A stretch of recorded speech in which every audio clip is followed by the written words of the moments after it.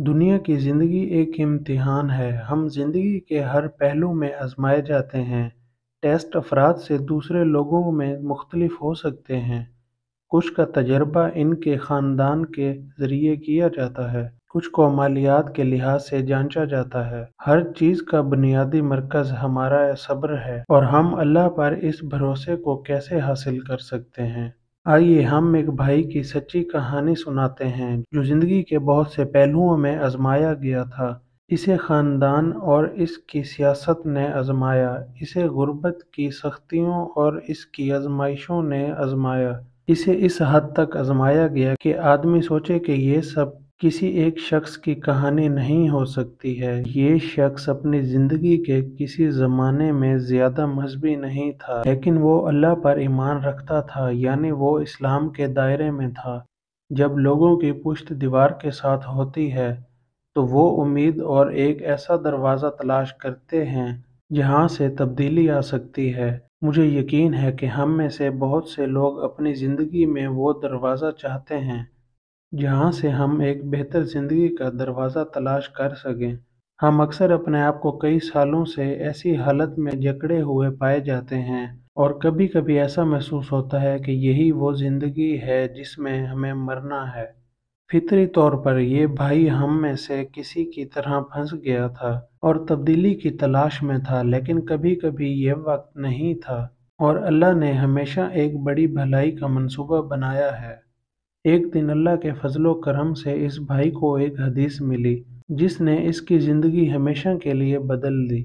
ये हदीस थी कि किस तरह अल्लाह हम पर अपनी रहमत के साथ रात के आखिरी तिहाई हिस्से में पहले आसमान पर उतरते हैं। रसूल अल्लाह सल्लल्लाहु अलैहि वसल्लम ने फरमाया, हमारा रब बरकत हर रात के करीब तरीन आसमान पर हमारे पास आते हैं।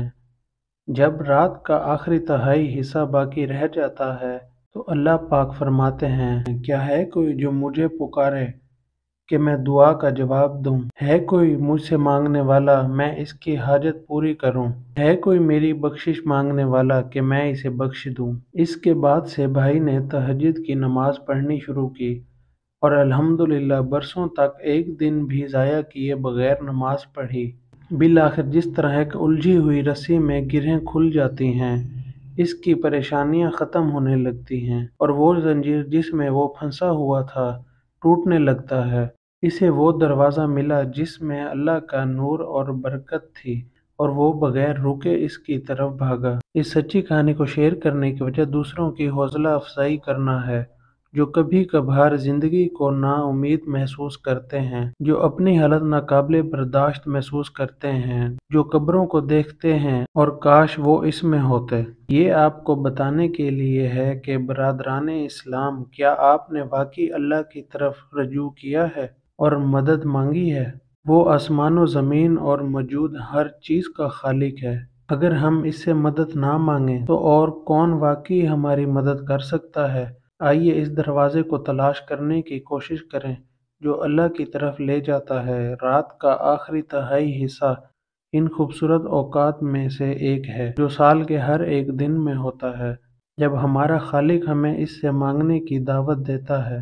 इस्लाम के भाइयों और बहनों, अपने आप से पूछें, क्या आपने अपने खालिक से मदद मांगी है? आज ही शुरू करें और इंशाअल्लाह तब्दीली सब्र और मुकर्रर वक्त पर आएगी।